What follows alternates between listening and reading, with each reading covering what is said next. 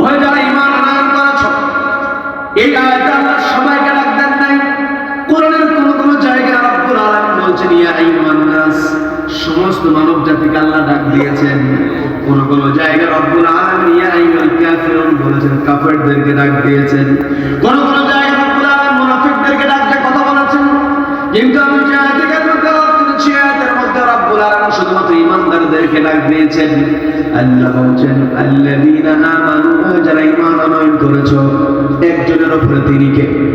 সবাই কষ্ট করে বলেন তিনি কে? আল্লাহর প্রতি যার ঈমান আছে সে দুনিয়ার কাউকে ভয় করে না। কথা বলেন ঠিক কি না?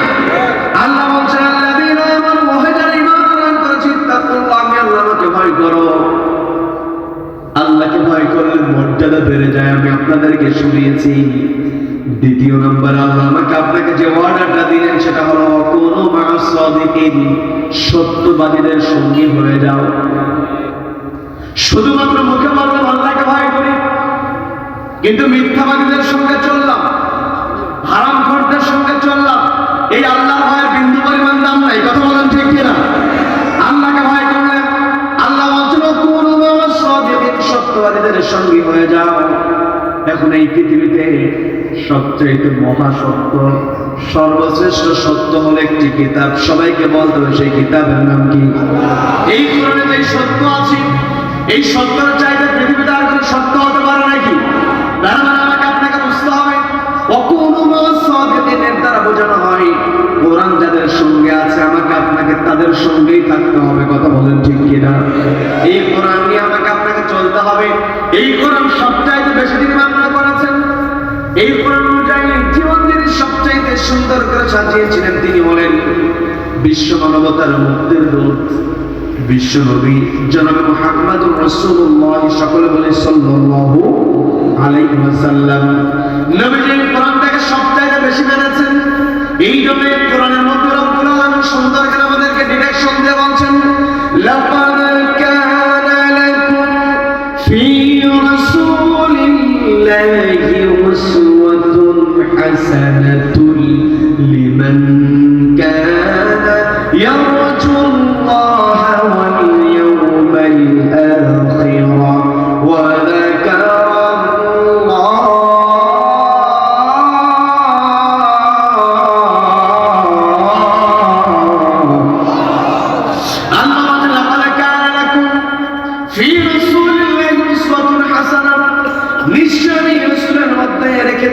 তোমাদের জন্য উত্তম আদর্শ। আমি আপনি দুনিয়ার কোন আদর্শের পিছনে যেতে পারবো না, নবীজিকে আদর্শ মানতে হবে। এটা একজন নির্দেশনা দিয়েছেন, তিনি কে? নবীজি হলেন আমাদের আদর্শ। নবীজিকে মেনে চলতে হবে। নবীজির ব্যক্তিগত জীবন, পারিবারিক জীবন, সামাজিক জীবন, রাষ্ট্রীয় জীবন, প্রত্যেকটা জীবনই মানতে হবে। কি কথা বলেন? নবীজি আমাদের জন্য আদর্শ। এই পৃথিবীর এমন কোন নেতা নাই যেই নেতার গোটা জিন্দেগির সব কথা লিপিবদ্ধ আছে। একমাত্র আমার আপনার নবীজির গোটা জিন্দেগিকে লিপিবদ্ধ রাখার ব্যবস্থা একজনের ইশারায় হয়েছে, তিনি কে? সবাইকে বলতে হবে তিনি কে? দুনিয়াতে আমি আপনি কত নেতা দেখি, নেতার হয় 10 বছরের জীবন, 15 বছরের জীবন, শিক্ষকতার জীবন অথবা চাকরির জীবন, এগুলো নিয়ে কিছু জীবনীমূলক বই পাওয়া যায়। কিন্তু আমার আপনার নবীজির জীবনীটা এমন করে তুলে ধরা হয়েছে, নবীজি টয়লেটে কোন পা দিয়ে ঢুকেছেন, টয়লেট থেকে কোন পা দিয়ে বের হয়েছেন, সেটাও লিখিত আকারে আছে। বলেন না সুবহানাল্লাহ। নবীজি তার স্ত্রীর সঙ্গে কেমন আচরণ করেছেন, হাদিস গ্রন্থের মধ্যে এগুলো আছে না নাই? নবীজি প্রতিবেশীর সঙ্গে কেমন সম্পর্ক করেছেন, হাদিস গ্রন্থের মধ্যে পাওয়া যায়। সবকিছু রব্বুল আলামিন আমাদের সামনে তুলে ধরেছেন। এত কিছু স্পষ্ট হওয়ার পরেও যদি আমি আপনি নবীজিকে বাদ দিয়ে অন্য কোন আদর্শের পিছনে দৌড়াই, তাহলে বুঝতে হবে আমার আপনার মতো কপাল পরা দুনিয়াতে আর একটাও নেই। কথা বলেন ঠিক কিনা? এই কোরআনটা শুধু বুঝলেই হবে না, কোরআনটাকে মানতে হবে। এই কোরআনকে শুধুমাত্র মুখে স্বীকার করলে হবে না, এই কোরআনটাকে সমাজের পাতায় বাস্তবায়ন করতে হবে। আবু জাহেল তো কোরআন বুঝেছে, আবু জাহেল কোরআন ঠিকই বুঝেছি। আপনাদের ঘটনা জানা আছে, বিস্তারিত ঘটনার দিকে আমি যাব না। নবীজি যখন রাতের বেলা কোরআন তেলাওয়াত তেলাওয়াত করতেন। নবীজির ঘরের কোণায় দাঁড়িয়ে দাঁড়িয়ে আবু জাহেল কোরআন তেলাওয়াত শুনেছে, এমন মনোযোগ দিয়েছে, রাত কখন পেরিয়ে গিয়েছে আবু জাহেল বুঝতেই পারে নাই। কি কথা বলেন? আবু জাহেল কোরআন বুঝেছে, কিন্তু ওই হারামখোর হবে। যদি কোরআনটা মেনে নেয় তাহলে তো হারাম করার কোনো সুযোগ নাই। কথা বলেন ঠিক কিনা? আজকে আমার দেশে বড় বড় চেয়ারে বসে কলমের খোঁজা দিয়া লক্ষ লক্ষ কোটি কোটি টাকা আত্মসাৎ করে এমন লোক আছে না নাই? কলমের খোঁজা দিয়ে যে সমস্ত অফিসার লক্ষ লক্ষ টাকা আত্মসাৎ করে নিচ্ছে, জনগণকে অধিকার থেকে বঞ্চিত করছে, এই সমস্ত চোরদের শাস্তি কেমন হবে? কোরআনের মধ্যে সেটা আছে না নাই? সবাই কষ্ট করে বলেন আছে না নাই? আল্লাহ রাব্বুল আলামিন নবীজিকে পৃথিবীতে পাঠিয়েছেন, নবীজি সবার জন্য আদর্শ। যখন কোনো বিচারক তার চেয়ারে বসবে, বিচারকের চেয়ারে বসার পরে যখন বিচার ফায়সালা করবে, নবীজির জীবনীতে বিচার ফায়সালা আছে না নাই? এই পৃথিবীতে বিচারকের সম্মান আছে। প্রধান বিচারপতি হয়, জেলা জজ হয়, ম্যাজিস্ট্রেট হয়, সম্মান তাদের আছে না নাই? এদের সম্মান দুনিয়াতে আছে, আখিরাতের সম্মান হবে। তবে শর্ত হলো ন্যায় বিচার করতে হবে। কথা বলেন ঠিক কিনা? তাই আমাদের কঠিন ময়দানে মানুষ কাউকে স্মরণে রাখবে না, মানুষের শরীরে কোনো পোশাক থাকবে না, মানুষের পায়ে কোনো স্যান্ডেল থাকবে না। ওই দিন কার শরীরে পোশাক নাই এই চিন্তা ওই দিন কেউ করবে না। সবাই শুধু এনএফসি এনএফসি করতে থাকবে। কথা বলেন ঠিক কিনা? কি কথা বলেন? ওই দিন সবাই নিজেকে নিয়ে ব্যস্ত হয়ে যাবে। ওই দিন আমাদের কঠিন মুখোমুখি আমাকে আপনাকে হতে হবে। ওই দিন যদি আমি আপনি বাঁচতে চাই, ওই দিন যদি আমি আপনি আমার আপনার সম্মানটাকে রক্ষা করতে চাই, তাহলে এই পৃথিবীতে একজনকে ভয় করতে হবে। তিনি কে? সবাইকে বলতে হবে তিনি কে। আমি যে কথা বলতে গিয়েছিলাম, এমন কঠিন ময়দানে যেই দিন কেউ কাউকে চিনবে না, মানুষ নিজের ঘামের মধ্যে সাঁতার কাটতে থাকবে। ওই দিন আল্লাহর আরশের ছায়া থাকবে। আল্লাহর আরশের ছায়ার মধ্যে রব্বুল আলামিন 7 শ্রেণীর মানুষকে জায়গা দেবেন। সবাই কষ্ট করে বলেন তো কয় শ্রেণী? কষ্ট করে বলেন কয় শ্রেণী? 7 শ্রেণীকে জায়গা দেবেন। 1 নম্বর আল্লাহ বলেছেন ইমামুন আদিলুন, যেই মানুষটা হবে ন্যায়পরায়ণ ইমাম, ন্যায়পরায়ণ শাসক, ন্যায়পরায়ণ বিচারক। তার মানে ন্যায়পরায়ণ বিচারকের দুনিয়াতেও যেমন সম্মান আছে, আখিরাতেও সম্মান আছে। কি কথা বলেন? আজকে কষ্ট নিয়ে বলতে হয়, আমার দেশে যারা কলমের খোঁচা দিয়ে লক্ষ লক্ষ টাকার দুর্নীতি করছে, হাজার হাজার কোটি কোটি টাকা আত্মসাৎ করে ফেলছে, এদের কিন্তু সবারই সার্টিফিকেট আছে, কেউ কিন্তু মূর্খ নয়। কি কথা বলেন?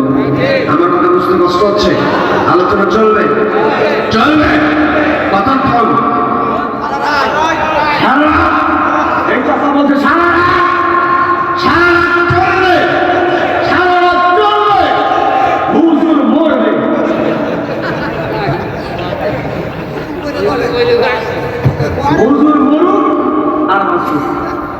এই কোরআনের কথা শুধুমাত্র সারা রাত হবে না, যতদিন পর্যন্ত পূর্ব দিগন্ত সূর্য উদিত হয়, পশ্চিম আকাশে অস্ত যাবে, ততদিন পর্যন্ত কোরআনের কথা হবে। কোন কোরআন বিদ্বেষী কোরআনকে থামাতে পারবে না। কারা কারা আমাদের পক্ষে আছেন আল্লাহকে দেখা। তার মানে সারা রাত অসুন্দর কেউ তাকবীর দেন না। নারে তাকবীর, নারে তাকবীর। আল কোরআনের আলো ঘরে বাইরে জালো, সব জায়গায় জালো, আদালতে জালো। নারে তাকবীর। আল্লাহ আমাদের সকলকে কবুল করুন। বলেন আমিন, বলেন আমিন। একটু আলসেমি দূর করে দিলাম। বিরক্ত হলেন? বিরক্ত হলেন? আল্লাহ আমাদের সকলকে কবুল করবেন। বলেন আমিন। সম্মানিত ভাই, আমি যে কথা বলতে গিয়েছিলাম, আজকে আমার দেশে দুর্নীতি আছে, আমার দেশে একে অপরকে ঠকিয়ে দেয়, জর্জার করে লোকটা এমন কাজ করতে চায়।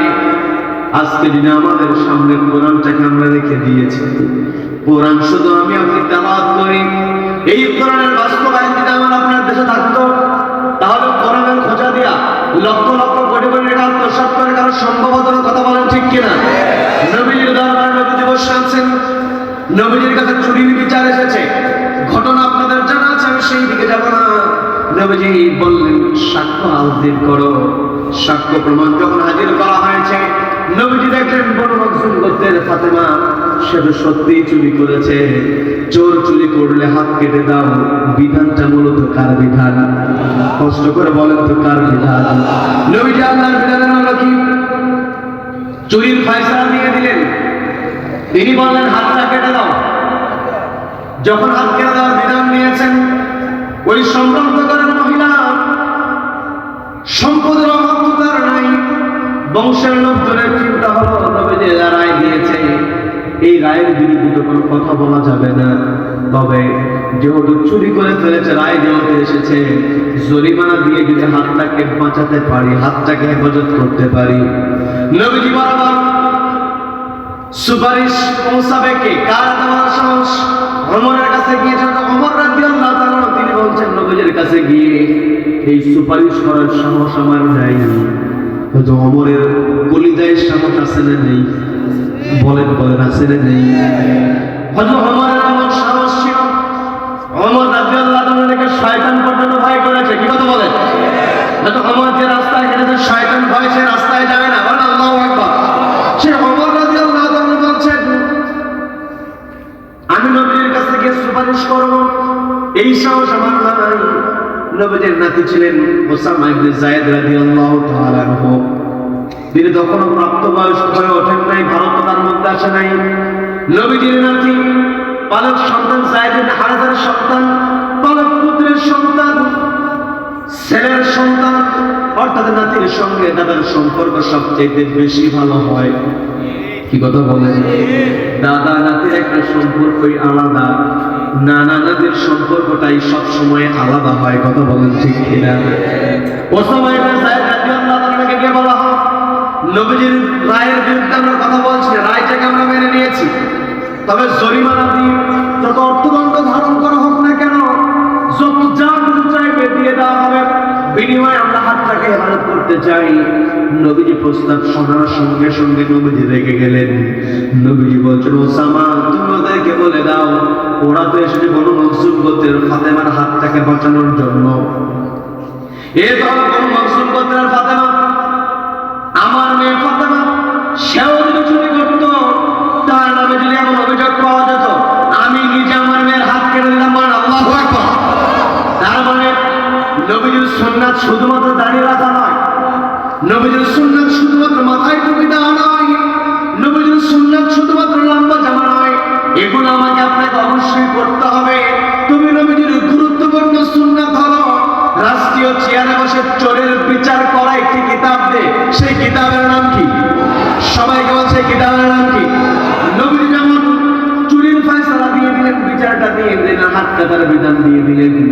আজকে আমার দেশে যেই সমস্ত অফিসারেরা কলমের খোঁচা দিয়ে লক্ষ লক্ষ কোটি কোটি টাকা আত্মসাৎ করে, এই সমস্ত অফিসারের শুধুমাত্র সাসপেন্ড কোনো শাস্তি হতে পারে না।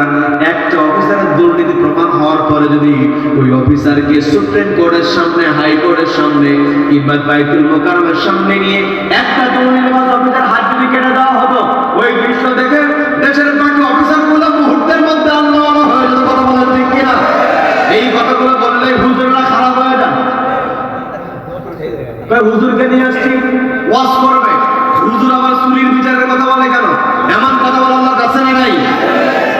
আবু জাহল বলছিল, চাচা আবু তালেবকে বলা হলো তুমি তোমার ভাতিজাকে জানিয়ে দাও, সে যদি নারী চাই তাকে নারী দেওয়া হবে, বাড়ি চাইলে বাড়ি দেওয়া হবে, সম্পদের পাহাড় চাইলে তাকে সম্পদের পাহাড় দিয়ে দেওয়া হবে, তবে শর্ত হলো সে একাকী ইবাদত করবে, আমাদের বিরুদ্ধে কোনো কথা বলবে না। নবীজি বললেন চাচা আপনাদেরকে পাল্টা কথাটা জানিয়ে দিন, আমার এক হাতে যদি চন্দ্র দেওয়া হয় আর এক হাতে যদি সূর্য দেওয়া হয়, তবুও সেগুলোকে আমি প্রত্যাখ্যান করব। লা ইলাহা ইল্লাল্লাহ, আল্লাহর বিধান ছাড়া কোনো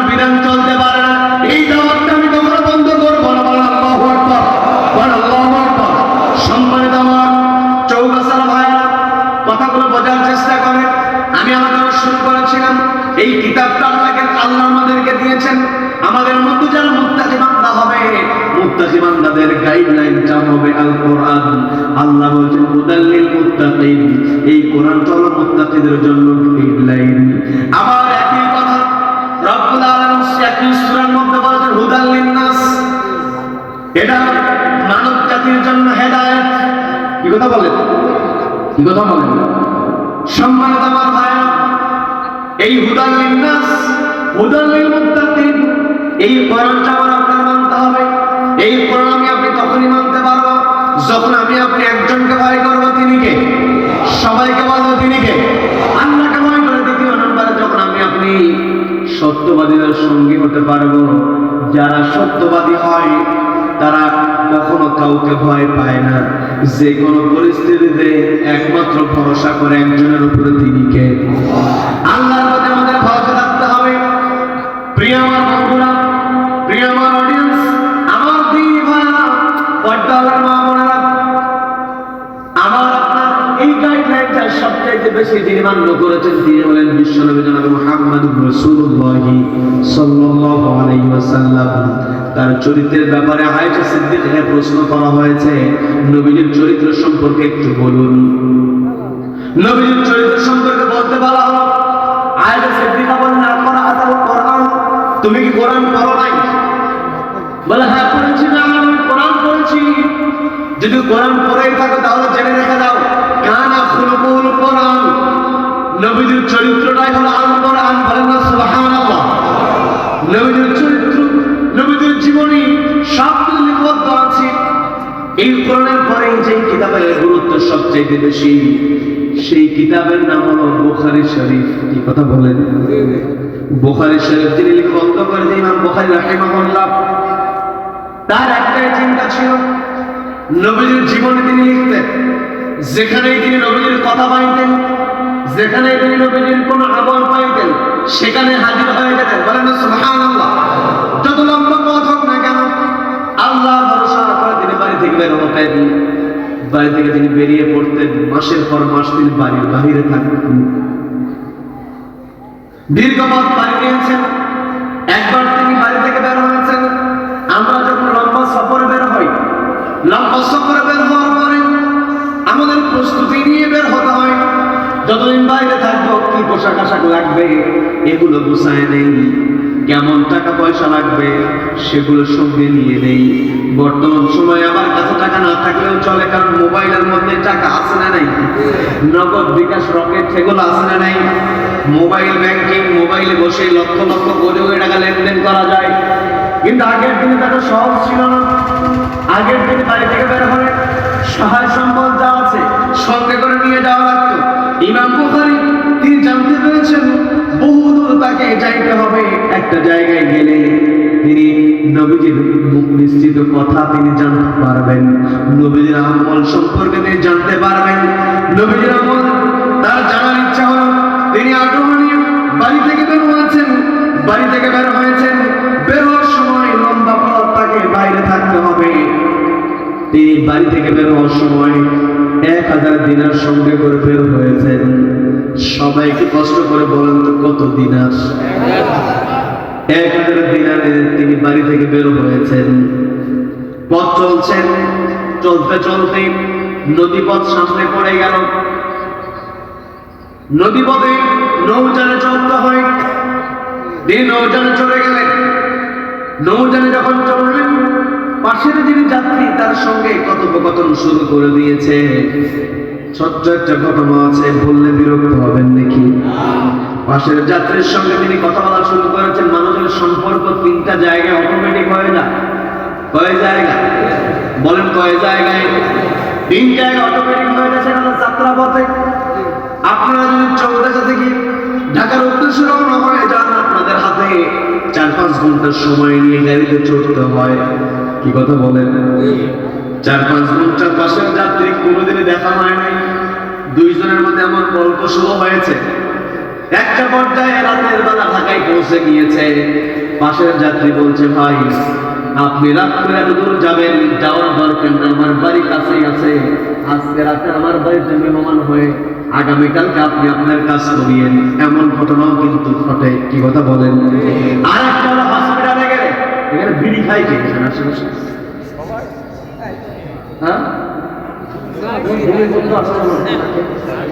বিড়ি যাই খায় ভাই দূরে গিয়ে খাচ্ছে, পিছনে বিড়ি খাচ্ছে, বিড়ি দূরে গিয়ে খাচ্ছে। সম্মানিত দিনী ভাইরা, বিরক্ত হলেন।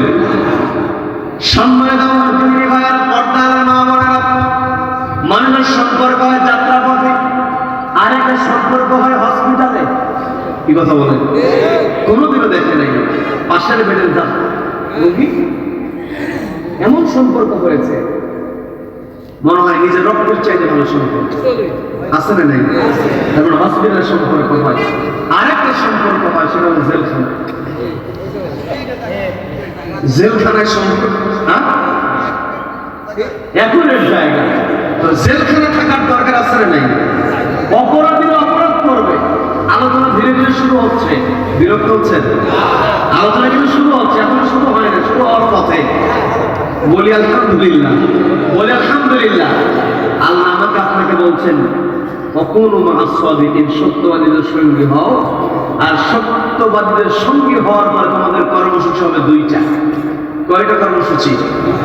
দুইটা কর্মসূচি। রব্বুল আলামিন বলেন, কুনতুম খায়রা উম্মাতিন উখরিজাত লিন-নাসি তা'মুরুনা বিল মা'রুফি ওয়া তানহাউনা 'আনিল মুনকারি ওয়া তু'মিনুনা বিল্লাহ।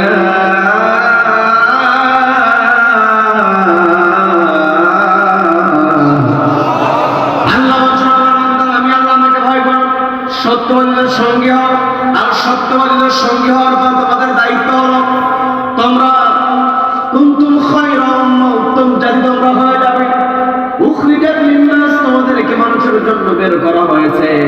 তবে শর্ত হলো দুইটা কাজ করবে। তা'মুরুনা বিল মা'রুফ, সৎ কাজের আদেশ দেবে। ওয়া তানহাউনা আনিল মুনকার, অসৎ কাজে বাধা প্রদান করবে। অসৎ কাজে যখন বাধা প্রদান করতে যাও, কেউ যদি অসৎ কাজ করেই ফেলে, তাকে জেলখানায় ঢোকাতে হবে। কি কথা বলেন? কি কথা বলেন?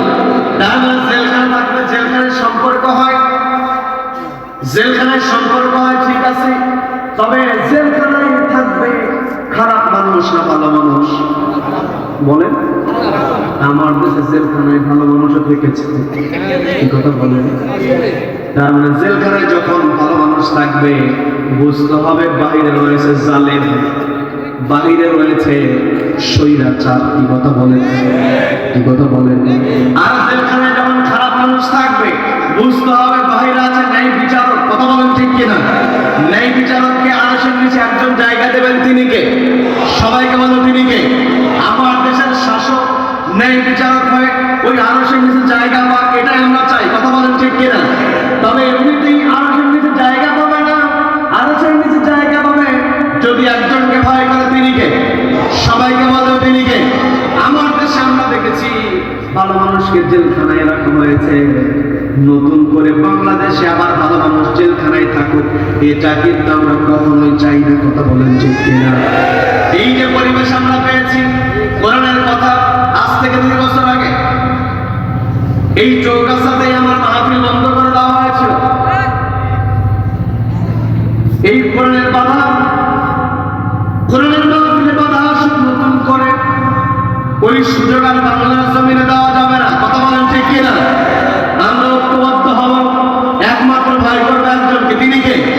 নতুন করে কেউ স্বৈরাচার হওয়া, এই দেশে নতুন করে কেউ কোরআনের উপরে চক্ষু রাঙানি দেবে, এটা আমরা সহ্য করবো না। কি কথা বলে? এটার জন্য শুধু মুখে কথা বললে হবে না, শুধু মাহফিলের মধ্যে ঠিক বললে হবে না। কথা বলেন ঠিক কিনা? নিজের ব্যক্তিগত জীবন, পারিবারিক জীবন, সামাজিক জীবন সুন্দর করে সাজাতে হবে। ও আমার পর্দার মা বোনেরা, ও আমার জগদীশপুরের মা বোনেরা, কথাগুলো বোঝার চেষ্টা করুন। চৌগাছার মা বোনেরা, আপনাদেরকে এগিয়ে আসতে হবে, কারণ এই নবীজির কোরআনের দাওয়াত দেওয়ার ক্ষেত্রে নবীজিকে সবচাইতে প্রতিকূল পরিবেশে যিনি সবচাইতে বেশি সান্ত্বনা দিয়েছেন, তিনি হলেন খাদিজাতুল কুবরা রাদিয়াল্লাহু তাআলা। কথা বলেন ঠিক কিনা? আজকে আমার দেশের মা বোনেরা যদি খাদিজা পরিবারের সদস্যদের পিছনে দাঁড়িয়ে দিতে পারে, পাশে গিয়ে সাপোর্ট দিতে পারে, তাহলে প্রত্যেকটা পরিবার হবে ইসলামের পরিবার। কথা বলেন ঠিক কিনা? সম্মানিত আমার মা-বোনেরা, কথাগুলো বোঝার চেষ্টা করেন। নিজে আল্লাহকে ভয় করবেন, সন্তানকে আল্লাহর ভয়ের শিক্ষা দেবেন। সন্তানকে শুধুমাত্র ফিজিক্স পড়ালে হবে না, সন্তানকে শুধুমাত্র গণিত করালে হবে না, সন্তানকে শুধুমাত্র ইংরেজি পড়ালে হবে না। কত বলেন ঠিক কিনা? ইংরেজি পড়াবেন, আপনি গণিত করাবেন, ফিজিক্স করাবেন, কারণ আপনার সন্তান ফিজিক্স পড়লে, গণিত করলে তখন সে ইঞ্জিনিয়ার হতে পারবে। যদি সন্তান গণিত না জানে, সন্তান যদি ফিজিক্স না জানে, সূত্র যদি না জানা থাকে, ইঞ্জিনিয়ার হতে পারবে নাকি? আবার বায়োলজির তথ্য যদি না জানা থাকে, ডাক্তার হতে পারবে না। আমাদের সমাজের চিকিৎসার জন্য ডাক্তারের দরকার আছে না নাই? ইঞ্জিনিয়ারের দরকার আছে না নাই? তবে আমি আপনি যদি শুধুমাত্র ওই বায়োলজি পড়াই, কেমিস্ট্রি পড়াই, ফিজিক্স পড়াই, ম্যাথ পড়াই, আল্লাহর ভয় যদি সন্তানের মনের মধ্যে ঢুকিয়ে দিতে না পারি, তাহলে সন্তান ইঞ্জিনিয়ার হবে, কিন্তু ওই ইঞ্জিনিয়ার হবে যেই ইঞ্জিনিয়ার রডের বদলে বাঁশ দেয়। কি কথা বলেন? কথায় কি বিরক্ত হচ্ছেন নাকি? এই যে বাংলাদেশের অসঙ্গতি, এগুলো দূর করতে হলে একমাত্র আল্লাহর ভয় লাগবে। কথা বলেন ঠিক কিনা? আল্লাহর ভয় আমার আপনার হৃদয়ে থাকতে হবে। আমার আপনার নেতা হবে নবীজির মতো। কি কথা বলেন?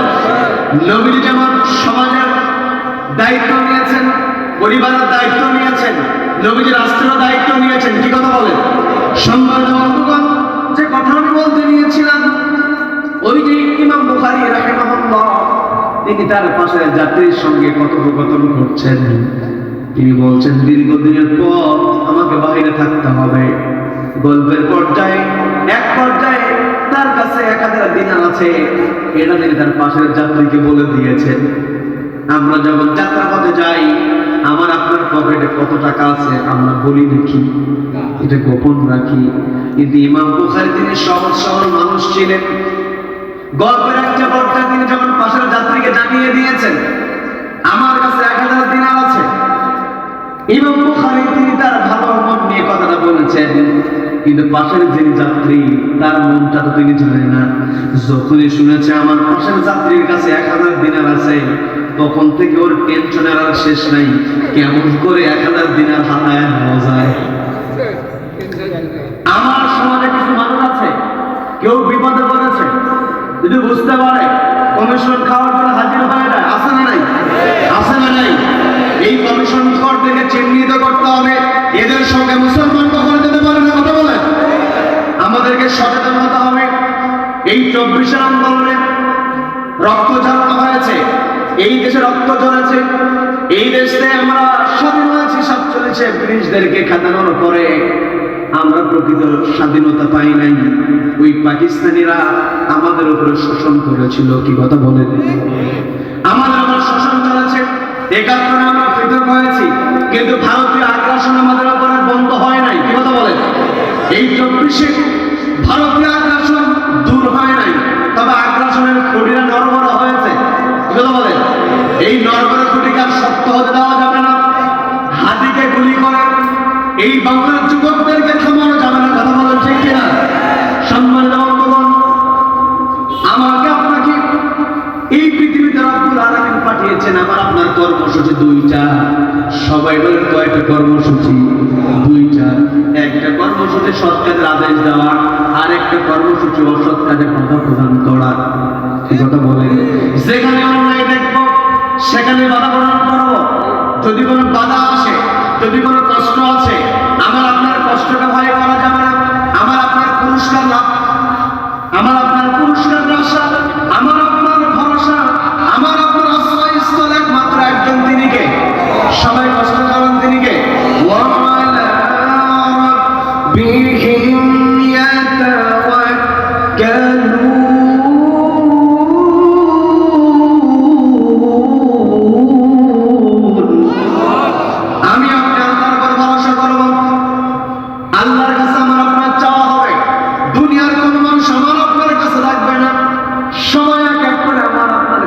চলে যাবে, কিন্তু আমার আপনার রব কখনো আমাকে আপনাকে ছেড়ে যাবে না।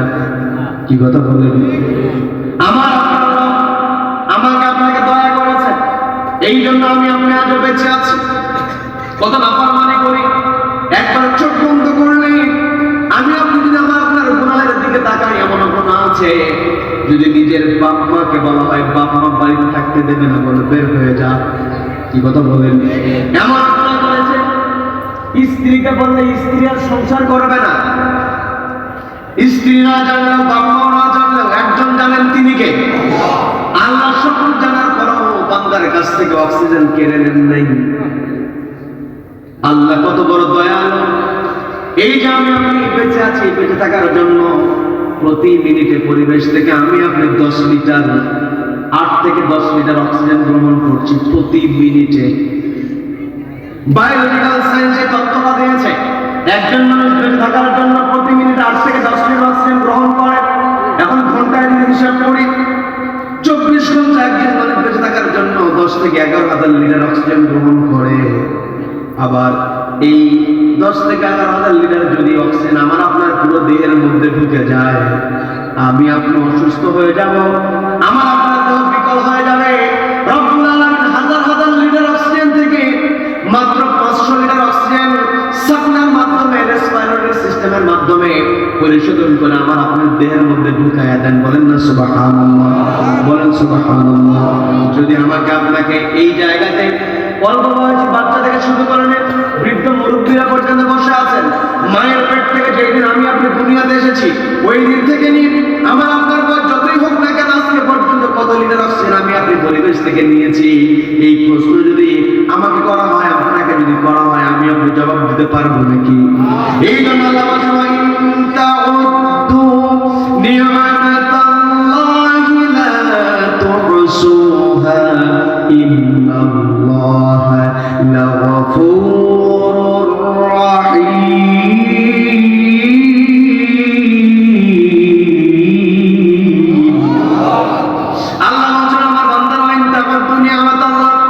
তোমরা যদি আমার নিয়ামতটাকে গণনা শুরু করে দাও, লা তুহসুহা, তোমাদের ক্যালকুলেটরগুলো বিকল হয়ে যাবে, কম্পিউটারগুলো অকেজো হয়ে যাবে, সুপার কম্পিউটারগুলো কাজ করবে না, তোমরা কখনো হিসাব মেলাতে পারবে না। যেই রব আমাকে আপনাকে এত নিয়ামত দিয়েছেন, এই রবের নাফরমানি আমরা কখনোই করতে পারবো না। কথা বলেন ঠিক কিনা? কিন্তু নাফরমানি হয় না, ভুল আমার আপনার হয়ে যেতে পারে, ভুল বোঝার সঙ্গে সঙ্গে ফিরে আসতে হবে। কি কথা বলেন? ভুল বোঝার সঙ্গে সঙ্গে ফিরে আসবে মুমিন। আর ভুল করার পর ভুলের উপর অটল থাকে, ওই হচ্ছে আল্লাহর নিকৃষ্ট বান্দা। কথা বলেন ঠিক কিনা? কি কথা বলেন? যেই ব্যক্তি ভুল বোঝে এবং ফিরে আসে, ওই হচ্ছে আল্লাহর পছন্দের মানুষ। ভুল করবে, তবে ভুল বুঝতে হবে, বোঝার পরে ফিরে আসতে হবে, ওই হলো মানুষ। আর ভুল বোঝার পরে যে ফিরে না আসে, ও যে নিকৃষ্ট জানোয়ার, এমনকি জন্তু জানোয়ার চাইতে অভদ। বলেন না? এটা আমার কথা। আল্লাহ বলেন বালহুম আদল। ভুল বোঝার পরও যে ভুল সংশোধন করবে না, ওর চাইতে পশু ভালো আছে। কি কথা বলে? সম্মানিত দিনী ভাইরা, আমি যে ঘটনা বলতে নিয়েছিলাম, ইমাম বুখারী রাহিমাহুল্লাহ পাশের যাত্রীকে যখন বললেন, আমার কাছে 1000 দিনার আছে, এই কথা বলার পর থেকে ওই যাত্রীর মনের মধ্যে একটাই চিন্তা, এই দিনারগুলো আমার হাতায় নিতে হবে। চিন্তা করছে, চিন্তা করতে করতে একটা পর্যায়ে সে সিদ্ধান্ত নিয়ে ফেলেছে। ওই নৌজনের মধ্যে সে দাঁড়িয়ে গিয়েছে, দাঁড়িয়ে গিয়ে সে চিৎকার চেঁচামেচি শুরু করে দিয়েছে। সে বলছে, হায় হায়, আমার এই সর্বনাশ হয়ে গেল। আমি 1000 দিনার নিয়ে নৌজনে চলেছিলাম, সেই 1000 দিনার আমি কোথাও খুঁজে পাই না। বলুন নাউযুবিল্লাহ। কেন? ভালো করে জানে এই লোকের কাছে 1000 দিনার আছে, এই নৌজনের কেউ জানে না আমি আমার দিনার হারিয়ে গিয়েছে। এটা বলে যদি সবাইকে সার্চ করতে পারি, সার্চ করে যদি এই লোকের কাছে 1000 দিনার পাওয়া যায়, লোকটা নিজে দিনারওয়ালা হওয়ার পর চোর সাব্যস্ত হবে, আমি দিনারের মালিক হয়ে যাব। অপকৌশল আছে না নেই? সমাজের মধ্যে কিছু মানুষ থাকে এমন বুদ্ধি করে, কিছু বুদ্ধিজীবী আছে না নেই? আছে না নেই? লাগায় গর্ব করে বলা, দিয়ে দিতে এমন একটা, এমন একটা বিদ্যুৎ দিয়েছি, এমন প্যাস লাগাই দিচ্ছে, আমার কাছে না আসা পর্যন্ত এই প্যাস ছুটবে না, আসলেই মামলা। আছে না নাই? আছে না নাই? আমাদেরকে সতর্ক হতে হবে। আমি শুরু করেছিলাম, আল্লাহ বলছেন লাকাদ কাররামনা বানি আদম, আদম সন্তানকে আমি সম্মানিত করেছি। ওয়া হামালনাহুম ফিল বাররি ওয়াল বাহর, এই জমিনে চলার জন্য পানি এবং মাটিতে চলার জন্য বাহন দিয়েছি। ওয়া রাযাকনাহুম মিনাত তাইয়্যিবাত, এবং তাদেরকে আমি দিয়েছি পবিত্র রিজিক। রিজিকটা হলো পবিত্র। কি কথা বলেন? রিজিককে পবিত্র হতে হবে। যতই তুমি কাজ খাটাও না কেন, এই পৃথিবী তুমি এসেছো যখন তোমার পরনে কোনো পোশাক ছিল না। এই পৃথিবী ছেড়ে যখন আমি আপনি চলে যাব, আমার আপনার শরীরে পোশাক থাকবে, কিন্তু পোশাকের কোনো সেলাই থাকবে। একটাবার চিন্তা করা দরকার, আমাদের আত্মসমালোচনা নেই। প্রত্যেকটা মানুষের উচিত রাতের বেলা যখন ঘুমিয়ে যায়, তখন ঘুমানোর পূর্বে একটু চিন্তা করা উচিত, আল্লাহ আমাকে পৃথিবীতে পাঠিয়েছেন, আল্লাহর বান্দা হিসেবে আমি সারাটা দিন কি করলাম। রিক্সা চালক হিসেবে আমি রিক্সা নিয়ে বেরিয়েছি, শিক্ষক হিসেবে আমি শিক্ষকতা করেছি, ছাত্রকে ক্লাসে টিচিং দিয়েছি। আমি ছাত্র হিসাবে আমি প্রতিষ্ঠানে গিয়েছি, স্যারের কাছে প্রাইভেট পড়েছি, আমার লেখাপড়া কমপ্লিট করেছি। আবার পর্দার মা বোনেরা শুনছেন, গৃহবধূ হিসাবে বাড়িতে মেহমান এসেছে, সর্বোচ্চ চেষ্টা করে রান্না আছে না নাই, আছে না নাই, সারাদিন গৃহবধূর পরিচয় রান্না করলেন। আবার নারী শিক্ষিকা যিনি, তিনি ক্লাস নিলেন, যিনি ডাক্তার সারাদিন রুগী দেখলেন। সব কিছু কাজ আমি আপনি করলাম। বালিশে মাথাটা রেখে একবার চিন্তা করা উচিত, আমার দুনিয়াবী পরিচয়, আমি শিক্ষক, আমি ব্যবসায়ী, আমি দোকানদার, দোকানদারি করলাম, এত কিছু করলাম, মুসলিম হিসেবে আমি কতটুকু কাজ করেছি। এই প্রশ্ন প্রত্যেকটা মানুষের বিছানায় যাওয়ার পর করা দরকার। কি কথা বলে? আজকে পরিবারে কোনো আত্মসমালোচনা নাই। আজকে আমাদের ভিতরে আমি সারাদিন কি করলাম, আমার গতদিনের চাইতে আজকের দিন ভালো হলো কিনা, আজকের দিনের চাইতে আগামী দিনটা কেমনে করে ভালো করবো, আজকের দিনের আমল কম হয়েছে, আগামী দিন যেন আমলটা বেশি করতে পারি, এই প্রতিযোগিতা আমাদের নাই। আমাদের টার্গেট হলো আমার ব্যালেন্স কত বেশি, আমার জায়গা কেমন বেশি করবো। আছে না নাই? আছে না নাই? পিতামাতার একটা টেনশন যে আমার ছেলেকে কেমন করে বড় করলে সন্তান বড় হয়ে টাকা উপার্জনের বেশি হয়। সবার একটাই টেনশন, হারাম ইনকাম করে, ওর টার্গেট আমি না যদি না থাকি, আমার এই ছোট্ট বাচ্চা কেমন চলে। আছে না নাই? আছে না নাই? ছোট্ট বাচ্চার জন্য আমি আপনি চিন্তা করছি, এই সন্তানকে যদি আমি আপনি সঠিক গাইডলাইন দিতে না পারি, আমার কথা বলে আপনার বিরক্ত হচ্ছে, এই সঠিক গাইডলাইন যদি আমরা দিতে না পারি, এই সন্তানকে আমাদের কঠিন ময়দানে আল্লাহকে বলবো, আল্লাহ রব্বানা আইনা লাদাইনা যাল্লানা মিনাল জিন্নি ওয়াল ইনসি নাজআলহুমা তাহতা আকদামিনা লিয়াকুনা মিনাল আসলামিন। ও আল্লাহ, দুনিয়াতে আমাদের অভিভাবক যারা ছিল, আমাদেরকে সঠিক পথে তারা পরিচালিত করে নাই, গাইডলাইন আমাদেরকে দেয় না। আরে না, আজকে আমাদেরকে দেখায় দিন, জাহান্নাম ফায়সালা হয়েছে, জাহান্নামে যাব, তবে ওদের বুকের উপরে পা দিয়ে জাহান্নামে যাবো বলেন না। মা, আপনাকে আমি দৃষ্টি আকর্ষণ করে বলছি, বাবা আপনাকে দৃষ্টি আকর্ষণ করে বলছি, আপনার সন্তান ইংরেজি পড়লে আপনি খুশি হয়ে যান। আপনার সন্তান সুন্দর ম্যাথ করেছে, ফিজিক্সে সর্বোচ্চ মার্কস পেয়েছে, আপনি খুশি হয়েছেন, কিন্তু আপনার সন্তান একটা লাইন কোরআন করতে পারে না, আপনি কিসের খুশি হন? কথা বলেন। আপনার সন্তান এই যে এখন পরীক্ষা হয়ে গেল, ডিসেম্বর মাস রেজাল্ট দিলে, রেজাল্ট হওয়ার সঙ্গে সঙ্গে সন্তান যদি প্রথম হয়, মেয়ে যদি প্রথম হয়ে যায়, ছেলে যদি প্রথম হয়ে যায়, ওই বাপ মা যেখানেই 2 লাইন গল্প করে, ওই গল্পের মধ্যে তার টার্গেট থাকে আমার ছেলে রেজাল্ট শোনাতে হবে। কি কথা বলে? ছেলেটা আমার প্রথম হয়েছে, এটা আমার বলতে হবে। ছেলে যদি এসপি অফিসে চাকরি পেয়ে যায়, ছেলে যদি সচিবালয়ে চাকরি হয়ে যায়, বাবা চায়ের স্টলে গরমই আলাদা। কি কথা বলেন? কি কথা বলেন? আপনি গরম দেখেন, কোনো সমস্যা নাই। আপনার মেয়ে মেডিকেলে চান্স পেয়েছে, এতো 2 দিন পরীক্ষা হয়ে গেল, মেডিকেলের রেজাল্টও দিয়েছে, মেয়ে রেজাল্ট পেয়েছে, মেডিকেলে চান্স পেয়েছে, আপনি গর্ব করেন, সমস্যা নেই। আপনার ছেলে ইউনিভার্সিটি চান্স পেয়েছে, আপনি গর্ব করেন। আপনার ছেলে এই জানুয়ারি মাসের প্রথম দিকে আপনার সন্তান রেজাল্ট দেবে, আপনি বলবেন যে আমার ছেলে সর্বোচ্চ মার্কস পেয়েছে, অবশ্যই প্রশংসা আপনি করবেন। তবে আপনার প্রশংসাটা হবে এমন, আমার ছেলে ক্লাসে যেমন সর্বোচ্চ মার্কস নিয়ে প্রথম হয়েছে, আমার ছেলে মসজিদে আযান শোনার সঙ্গে সঙ্গে সবার আগে গিয়ে সামনের কাতারে গিয়ে নামাজ পড়ে, এই প্রশংসা মা যদি আপনি করতে পারেন, এই সন্তান আপনাকে দুনিয়াতেও সম্মানিত করবে, আখিরাতে জান্নাতে নিয়ে যাবে। কথা বলেন ঠিক কিনা? আপনার ছেলে, আপনার মেয়ে প্রথম হয়েছে, আপনি গর্ব করে বলেন, আপনি কথা এইভাবে বলবেন, দেখেন আপা, আপা আমার মেয়ে তো রেজাল্ট হয়েছে, বলে কি বলে না? বলে কি বলে না? আপনি বলেন যে দেখেন আমার মেয়ে ক্লাসে প্রথম হয়েছে, তবে শুধু সে ক্লাসে প্রথম না, ওর পরীক্ষায় যত চাপই থাকুক না কেন, ওর লেখাপড়া যত চাপই থাকুক না কেন, যখন ও মসজিদে আযান শোনে, ও সব কিছু বাদ দিয়ে ওযু বানিয়ে জায়নামাজ বিছিয়ে নামাজ আদায় করে সিজদা দেয় একজনকে, তিনি কে? এই প্রশংসা যদি কোনো পিতা মাতা তার মেয়ের জন্য করতে পারে, ওই মেয়ে দুনিয়াতে পিতা মাতাকে সম্মানিত করবে, আখিরাতেও জান্নাতের জন্য সুপারিশ করবে একজনের কাছে, তিনি কে? সবাই বলো তিনি কে? সম্মানিত ভাইরা, এতক্ষণ আমি আপনাদেরকে এই কথাটাই বোঝানোর চেষ্টা করলাম। আল্লাহ আমাকে আপনাকে বলছেন, ইয়া আইয়ুহাল্লাযীনা আমানু তাকুল্লাহ, তোমাদের মধ্যে যারা আমার প্রতি ঈমান আনয়ন করেছো, আমি আল্লাহ আমাকে ভয় করো। ওয়া কুনু মা'আস সাদিকিন, সত্যবাদীদের সঙ্গী হয়ে যাও। ও আমার পর্দার মা বোনেরা, যেই ব্যক্তি আল্লাহকে ভয় করবে, ওই ব্যক্তি কখনো নামাজটাকে মিস করতে পারবে না। কথা বলেন ঠিক কিনা? যেই ব্যক্তি আল্লাহকে ভয় করবে, ওই ব্যক্তি কখনো মানুষকে ঠকাতে পারবে না। যেই ব্যক্তি আল্লাহকে ভয় করবে, সে কখনো অহংকার করতে পারবে না। আমার আপনার নবী, আমার আপনার জন্য আদর্শ। নবীজি কখনো অহংকার করেন নাই। নবীজি গরিব ধনী উঁচু নিচু কাউকে ভেদাভেদ করেন নাই।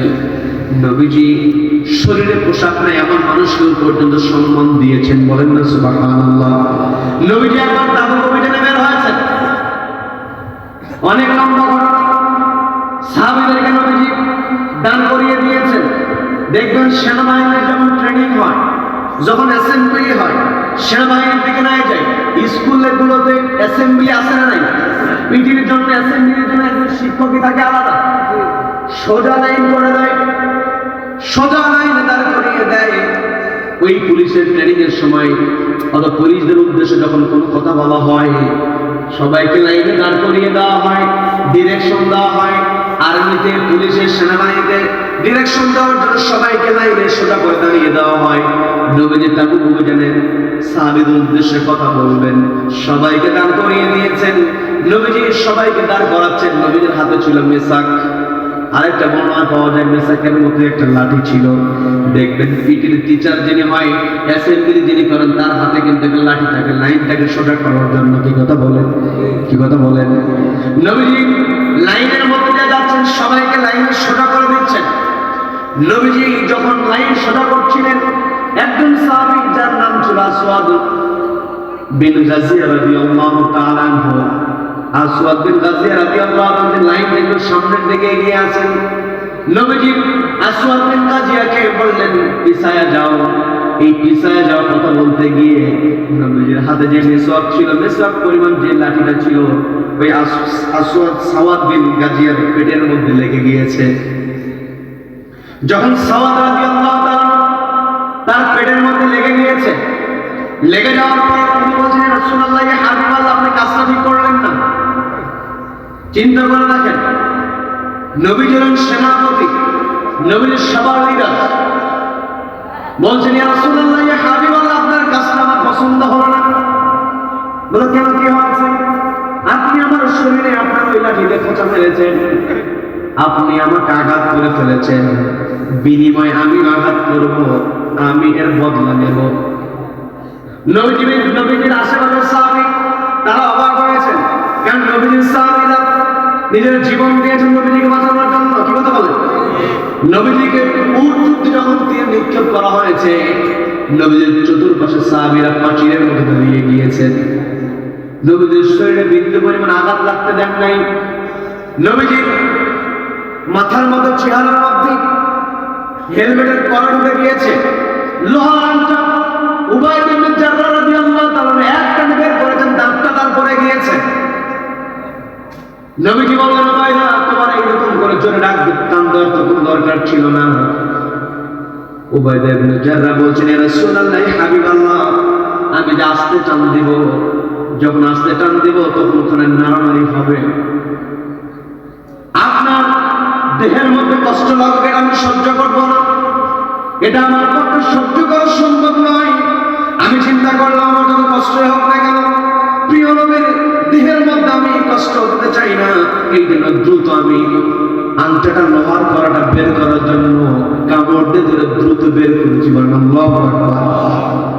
নবীর সাহাবী এমন ভালোবাসেন, তেমন একজন সাহাবী বলছেন, ইয়া রাসূলুল্লাহ, ইয়া হাবিবাল্লাহ,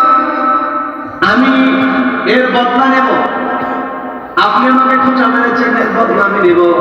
ইসলাম এমন একটি জীবন ব্যবস্থার নাম, যে যেমন করে আঘাত করবে, আঘাত যদি অবৈধ হয় অনুরূপ আঘাত করতে হবে, সে যত বড় নেতাই হোক না কেন। কি কথা বলেন, কি কথা বলেন। নবীজি বললেন ঠিক আছে, কোনো সমস্যা নাই, তুমি তো বদলা নিতে চাও, এই যে আমার লাঠিটা নিয়ে নাও। নবীজির হাত থেকে লাঠিটা দিয়ে নিয়েছেন, মিসওয়াক সমেত লাঠিটা নিয়েছেন। কোন কোন বর্ণনায় পাওয়া যায় মিসওয়াকটা নিয়ে নিলেন। নেওয়ার পরে বলছেন, ইয়া রাসূলুল্লাহ, ইয়া হাবিবাল্লাহ, এমন করে তো হবে না। আপনি আমাকে যখন খোঁচা দিয়েছেন, ওই খোঁচাটা যখন দেওয়া হয়েছে, আমার শরীরে পোশাক নেই, আপনার ওই মিসওয়াকটা সরাসরি আমার দেহের মধ্যে লেগেছে। এখন তো আপনার দেহে আছে পোশাক, আমি যদি আপনাকে খোঁচা দেই তাহলে আপনার শরীরের চামড়ায় লাগবে না, লাগবে আপনার কাপড়ে। আমি জায়গাটা উন্মুক্ত চাই। বলেন আল্লাহু আকবার, বলেন আল্লাহু আকবার। তার মানে যে যেমন করবে অনুরূপ করতে হবে। চোখের বদলে চোখ, নাকের বদলে নাক, কানের বদলে কান। স্পষ্ট আয়াত সূরা মাইদার মধ্যে আল্লাহ তুলে ধরেছেন। আল্লাহ বললেন, কেউ যদি কাউকে থাপ্পড় মেরে আঘাত দেয়, যেই দাগ হয়েছে অনুরূপ দাগ দেবে। বলেন আল্লাহু আকবার। ওমর রাদিয়াল্লাহু তাআলার সময় মিশরের গভর্নর ছিলেন সাঈদ ইবনে আমর রাদিয়াল্লাহু তাআলা, তার একজন ছেলে ছিলেন। বিরক্ত হচ্ছেন দেখি। তার একজন ছেলে ছিলেন, তিনি একবার খেলাধুলায় চূড়ান্ত পর্বে মুখোমুখি হলেন একজন খ্রিস্টানের সন্তানের সঙ্গে। খ্রিস্টানের সন্তানের সঙ্গে ফাইনাল খেলায় যখন মুখোমুখি হয়েছেন, লম্বা ঘটনা। আমি আজকের আলোচনা তা'মুরুনা বিল মা'রুফ, সৎ কাজের আদেশ দেওয়া, ওয়া তানহাউনা আনিল মুনকার, অসৎ কাজে বাধা প্রদান করা, এই জিনিসটা পরিপূর্ণ বোঝানোর জন্য এতগুলো ঘটনা নিয়ে আসছে। আপনারা বিরক্ত হচ্ছেন দেখি। একদিন নয়, একটু কষ্ট করলেন। এই জায়গা ভালো রাখলে উপকার আছে না নাই? কোরআনের কথা শুনলে উপকার আছে না নাই? ওয়া ইয়াস্তাগফিরু লাহু মান ফিস সামাওয়াতি ওয়াল আরদি হাত্তা আল-হিতানি ফিল মা। নবীজি বললেন, যারা কোরআনের কথা শুনবে, ইলম অর্জন করবে, ওয়া ইয়াস্তাগফিরু লাহু, তাদের জন্য দোয়া করে, মান ফিস সামাওয়াতি ওয়া মান ফিল আরদ, আসমান এবং জমিনে যা কিছু আছে, হাত্তা আল-হিতানি ফিল মা, এমনকি পানির মধ্যে যে মাছগুলো বসবাস করে, তারাও পর্যন্ত আল্লাহর কাছে ক্ষমা চাইতে থাকে ওই জ্ঞান অন্বেষণকারীদের জন্য। বলেন না সুবহানাল্লাহ। সম্মানিত বন্ধুগণ, আমি যে কথা বলতে নিয়েছিলাম, আমর সাঈদ ইবনে আমর রাদিয়াল্লাহু তাআলার সন্তান ফাইনাল খেলায় মুখোমুখি হয়েছে খ্রিস্টানের ছেলের সঙ্গে। ফাইনাল খেলায় হেরে গিয়েছে।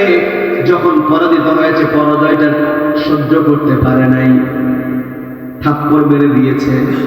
খেলায় জিততে পারে নাই, কিন্তু খেলার পরে হেরে যাওয়ার কারণে থাপ্পড়টা বসায় দিয়েছে। আর দেখবেন বিভিন্ন টুর্নামেন্টের মধ্যে ফাইনাল খেলায় মারামারি আছে না নাই? আছে না নাই? যখন থাপ্পড়টা মেরেছে, ওই খ্রিস্টান বালক, আমি কি বানিয়ে বলছি নাকি? খ্রিস্টান বালক কিছু বলে নাই, ছেলে আঘাতপ্রাপ্ত হয়েছে। গভর্নর ছেলে তার ছেলেকে মেরেছে, অর্থাৎ ওই বালকের বাবা, সেও জানে, কোনো কিছুই বলে নাই। যখন এই কথা প্রতিবেশী একজন মুসলমানের কানে গিয়েছে, ওই প্রতিবেশী মুসলিম গিয়ে বলছে, কি ব্যাপার, তোমার ছেলেকে গভর্নরের ছেলে আঘাত করেছে, আঘাত করাটা উচিত হয় নাই, অবৈধভাবে তোমাকে আঘাত, তোমার ছেলেকে আঘাত করেছে, এটার তো বিচার হওয়া দরকার। এটার বিচার তুমি চাও না কেন? ওই খ্রিস্টান কিছুই বলে না, চুপ করে আছে।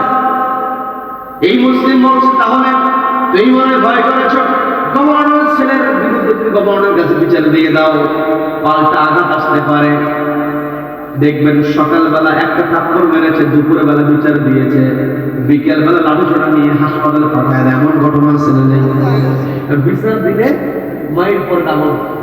এমন পরিবেশ আছে না নাই? এই পরিবেশগুলো বাংলাদেশে থাকুক, এটা আমরা চাই। এই বাংলাদেশ থেকে এই পরিবেশ দূর হয়ে যাক, এটা আমাদের চাওয়া। কথা বলেন ঠিক কিনা? তখন বলতেছে, তুমি হয়তো নিশ্চয়ই ভয়ে গভর্নর ছেলের দিন বিচার দেওয়ার সাহস পাচ্ছ না। যদি তোমার ভয়ই লাগে, তাহলে তুমি আমাদের যিনি খলিফা, তার সঙ্গে তুমি দেখা করতে পারো। হজের মৌসুমে তিনি মক্কায় আসবেন। মিশর থেকে মক্কায় যেতে খুব বেশি দূরত্ব না, তুমি সেখানে গিয়ে তার কাছে বিচার দেবে এবং তোমার নিরাপত্তার জন্য তুমি আবেদন করবে, উনি তোমাকে ন্যায় বিচারও দেবে, নিরাপত্তাও দিয়ে দেবে। বলেন সুবহানাল্লাহ। ওমর রাদিয়াল্লাহু তাআলার কাছে বিচার দেওয়া হলো। ওমর রাদিয়াল্লাহু তাআলা ডাকলেন, গভর্নরকে ডাকলেন, সন্তানকেও ডাকলেন। ডাকার পরে যখন শুনলেন, তথ্য প্রমাণ পরপর যখন প্রমাণ হয়ে গেল যে আসলেই নির্দোষ এই খ্রিস্টান বালককে আমর ইবনে আস রাদিয়াল্লাহু তাআলার ছেলে আঘাত করেছে, আমর ইবনে আস রাদিয়াল্লাহু তাআলার ছেলে অবৈধভাবে আঘাত করেছে, এটা যখন প্রমাণ হয়েছে, ওমর রাদিয়াল্লাহু তাআলা বলছেন তুমি এই দিকে আসো। গভর্নর ছেলেকে ডাক দিলেন, তোমাকে যেভাবে আঘাত করেছে সকল মানুষের সামনে অনুরূপভাবে তুমি তাকে আঘাত করবে না। আল্লাহু আকবার। এটাই হচ্ছে ইসলাম। কথা বলুন ঠিক কিনা? ইসলাম থাকলে অন্য ধর্মের মানুষ যে শান্তি থাকবে না, এটা ভুল কথা। কি কথা বলেন? খ্রিস্টান বালক বিচার পেয়েছে, বিচার দিয়েছেন ওমর রাদিয়াল্লাহু তাআলার। কথা বলেন ঠিক কিনা? ওমর রাদিয়াল্লাহু তাআলা অগ্নি উপাসক আবু লুলু, যে ওমর রাদিয়াল্লাহু তাআলাকে হত্যা করেছে, ওমর রাদিয়াল্লাহু তাআলা ওই আবু লুলুর দোকান পরিদর্শন করেছেন। কারণ আবু লুলু সে ছিল ভালো অস্ত্র তৈরি করতে পারে, সে সফল ব্যবসায়ী ছিল। রাষ্ট্রীয় সফরে তিনি আবু লুলুর দোকান পরিদর্শন করেছেন। তার মানে ইসলামী রাষ্ট্রেও যে অমুসলিম থাকতে পারে এই ধারণা আমাদের জানা দরকার। কথা বলেন ঠিক কিনা? সম্মানিত কথা বলার চেষ্টা করছি। নবীজি যখন ওই সাওয়াদ বিন গাজিয়া রাদিয়াল্লাহু তাআলার সামনে নবীজি আছেন, সাওয়াদ বিন গাজিয়া বলছেন ইয়া রাসূলুল্লাহ, ইয়া হাবিবাল্লাহ, আপনাকে যখন আমি আঘাত করব, বদলা নেব, তখন আমি তো আপনার শরীরে পোশাক থাকুক এটা আমি চাই না। আমি যেমন উন্মুক্ত দেখেছিলাম, আমাকে উন্মুক্ত পেটের চামড়া বের করে দেবেন, তবেই আমি ওই জায়গাতে আঘাত করতে পারি। আমাকে আগে আপনার পেটটাকে উন্মুক্ত করে দেন। নবীজি কোনো কথা বললেন না, নবীজি কোনো আপত্তি করলেন না। নবীজি তার পেটের অংশ থেকে উন্মুক্ত করে বললেন, ঠিক আছে তুমি এখানে খোঁচা দিতে পারো, আমি যেমন করে দিয়েছি এর চাইতে বেশিও যদি হয় আমার কোনো আপত্তি নেই। বলেন আল্লাহু আকবার, বলেন আল্লাহু আকবার। নবীজি কি করলেন? যখনই পোশাকটা উঠিয়েছে, সাওয়াদ বিন গাজিয়া রাদিয়াল্লাহু তাআলা লাঠিটার সাথে করে নিয়েছেন, নিয়ে দ্রুত গিয়ে নবীজির পেটের মধ্যে চুম্বন এঁকে দিয়েছেন। বলেন না সুবহানাল্লাহ। নবীজির পেটের মধ্যে চুমু দিয়ে দিলেন। নবীজি বলেন তুমি এটা কেমন করলে কেন? সাওয়াদ বিন গাজিয়া রাদিয়াল্লাহু তাআলা বলছেন ইয়া রাসূলুল্লাহ, ইয়া হাবিবাল্লাহ, আমি তো যুদ্ধের ময়দানে যাচ্ছি, যুদ্ধের ময়দানে আমি শহীদ হয়ে যাই, এটা আমার আকাঙ্ক্ষা। দুনিয়া থেকে বিদায় হয়ে যাবে এই আকাঙ্ক্ষা নিয়ে আমি যুদ্ধের ময়দানে যাচ্ছি। আর আমি সত্যি শহীদ হয়ে যাই, আমার জীবনের শেষ কাজ যেন আমার আপনাকে চুমু দেওয়া হয়, এটাকে লক্ষ্য করে আপনার পেটের মধ্যে আমি চুমু দিয়েছি। বলেন না সুবহানাল্লাহ। নবীজিকে তারা কেমন করে ভালোবেসেছেন, নবীজি তাদেরকে স্নেহ করেছেন, মহব্বত করেছেন, নবীজি সবাইকে সমান চোখে দেখেছেন। এখন কল্পনা করে দেখেন, যে সাহাবী শরীরে পোশাক থাকে না, সেই সাহাবী কি খুব বেশি ধনাঢ্য নাকি? ধনাঢ্য? গরিব মানুষ, নবীজি সম্মান দিয়েছেন।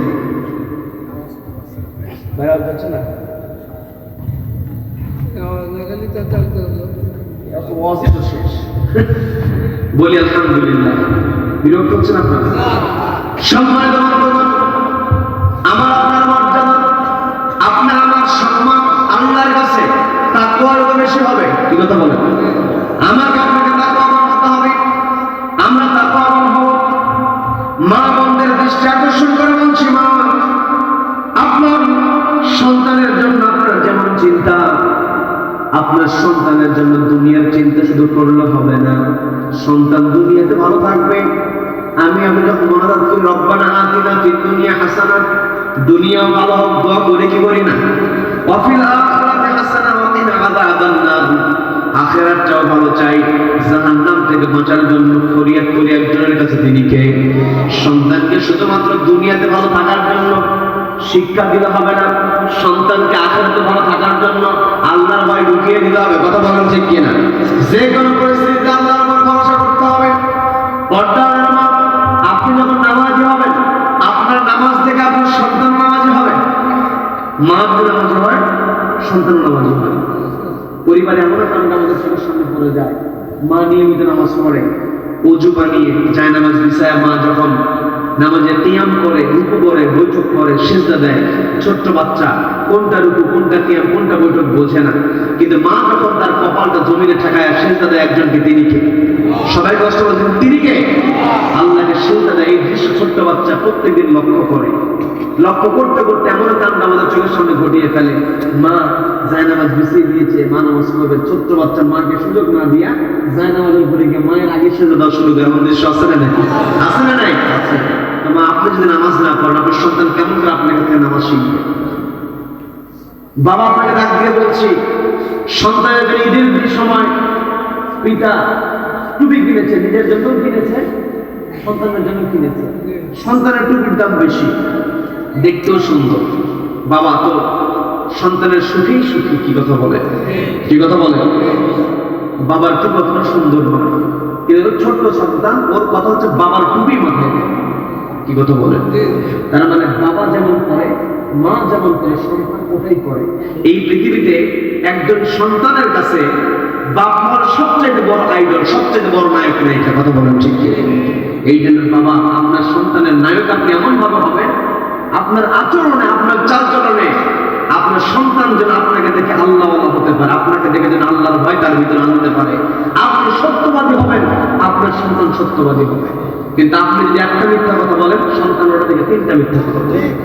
কি কথা বলেন? এই জন্য পৃথিবীতে আমরা এসেছি, আমরা একমাত্র ভয় করবো একজনকে, তিনি কে? সবাইকে বলো তিনি কে?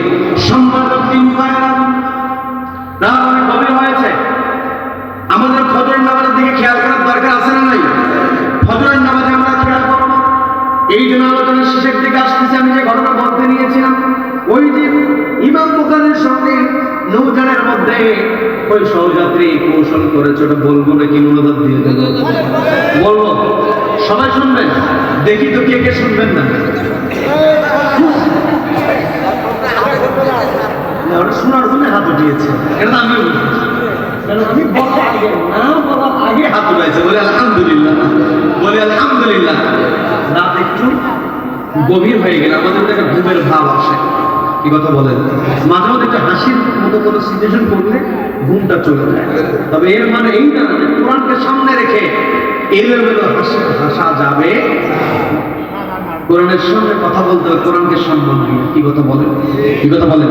আল্লাহ আমাদের সকলকে কবুল করুন, বলেন আমিন, বলেন আমিন। সম্মান নেই